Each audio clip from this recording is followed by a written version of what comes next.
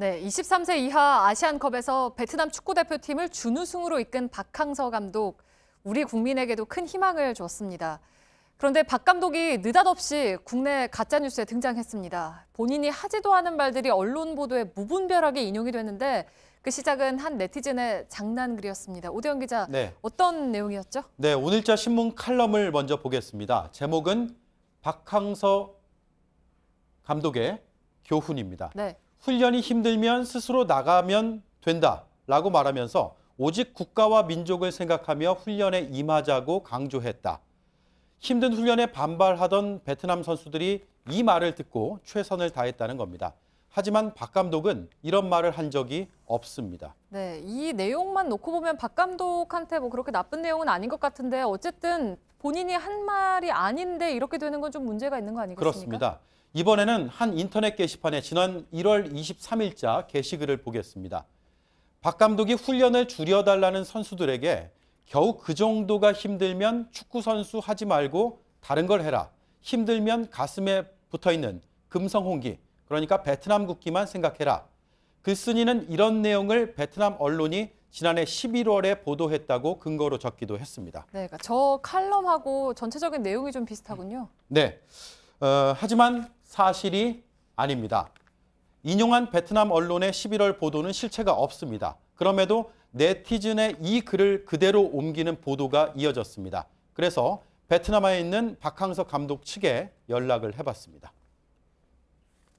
미화가 됐네요, 많이. 그 11월경에는 우선 저희가 차출을 안 했습니다. 정확히 12월 1일 날 저희가 소집했기 때문에요. 일단 시기상 맞지 않습니다.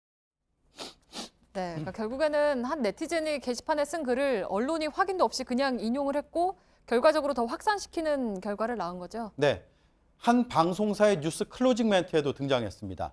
앵커는 이 정도 갖고 훈련 힘들다고 하면 차라리 축구 선수 그만두라고 정신교육을 시켰다고 합니다. 이렇게 말했습니다. 또 다른 매체들도 반항하던 선수들 눈물 쏟게 만든 박항서, 베트남 선수 울린 일화라고 보도를 했습니다. 현재 이를 정정한 것도 있고 삭제한 것도 있습니다. 유튜브에서는 이런 내용이 담긴 영상이 수십만 건의 조회수를 기록하고 있습니다. 네, 그러니까 출처가 어디고 내용이 사실인지 아닌지를 명확하게 확인하지 않았다는 거는 확실히 문제가 있는 거 아니겠습니까? 네, 이번 건의 경우에는 박항서 감독에게 큰 피해를 줄 수 있는 내용이 아니기 때문에 네. 문제로 불거지진 않았습니다. 하지만 만약에 나쁜 의도였다면 피해로 이어질 수도 있었을 겁니다. 처음 글을 쓴 네티즌은 닷새 만에 거짓이었다고 다시 글을 올렸습니다. 사실 확인을 안 한 언론을 꼬집기도 했습니다.